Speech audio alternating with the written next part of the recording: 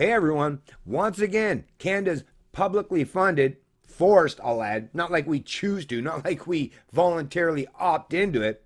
No, it's something all Canadians are forced into, which is to pay or subsidize the CBC, which is why they continue to misrepresent the facts, statistics, and figures in their articles. Why? Because they can, and there's no way for you to withdraw your support.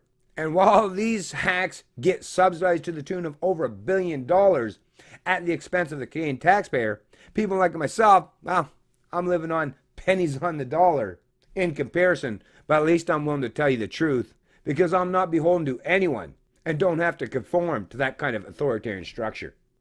Yeah, I don't have much money, but I got freedom, which is its own form of currency. Headline out of CBC News Business. Employment held steady in October, Statistics Canada says. Economy lost 1,800 jobs, a number low enough that unemployment rate is unchanged.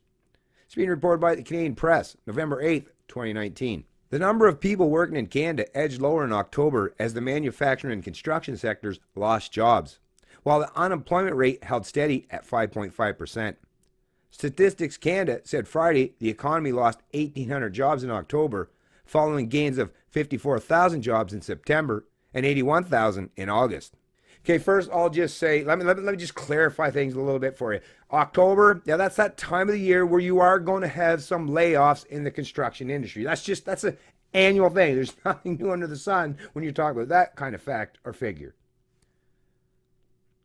And in terms of the job gains in months prior, like I say, just look through my past videos and see how it gets broken down, which is mostly people in the public sector. The number of full-time jobs fell by 16,100, offset in part by a gain of 1,300 part-time jobs. So that already is telling you, if you're losing 16,000 full-time jobs, but you're gaining a smaller number of 14,300 part-time jobs, well, not only is the number itself smaller, but the fact that these jobs are part-time shows an even greater offset. Economists on average expected the economy to add a total of 15,900 jobs and an unemployment rate of 5.5%, according to financial markets data from Refinitiv.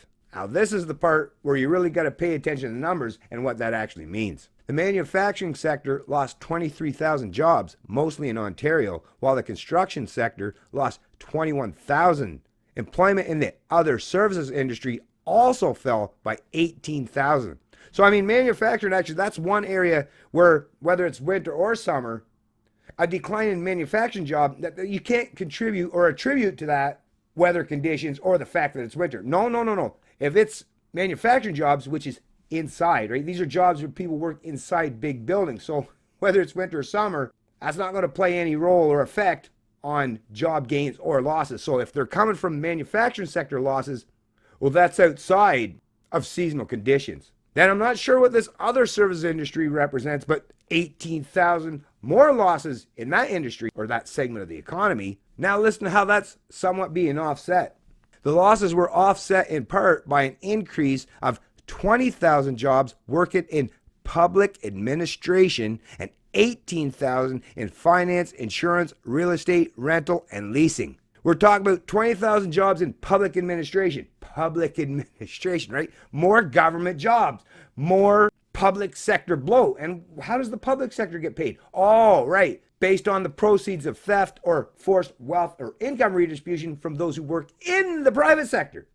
So even though the private sector is losing jobs, that's already bad enough as it is. But because that's being offset by an increase in government jobs, well, that's a double whammy or a double negative for the taxpayers or those in the private sector. Because not only have you lost your job, but you're having an additional hardship imposed on you because you're going to have to pay ultimately for an even more overbloated bureaucracy. And where's the rest of those jobs? Finance, insurance, real estate, rental, and leasing. So all about Canada's massive housing bubble, which is, back on the rise once again. Back being inflated once again, folks, which continues to price more and more Canadians, in particular the younger people in this country, out of the housing market entirely.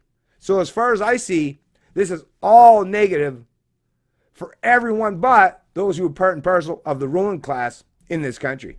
As per usual, I'll place a link to this article in the description of the video below. But once again, folks, just another perfect example where look at the way the media represented. Look at the headline. Employment held steady. Nothing to see, folks. Look away. But once again, once you dig into the facts, figures, and statistics, once you delve down deep into the numbers, it becomes very revealing.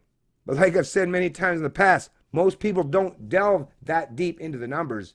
They just read the headlines and come away with that feel-good feeling that the economy is still doing good, when in reality, that is not a genuine reflection of reality, well, unless you work for the government. It's Canadian Libertarian, and I love liberty.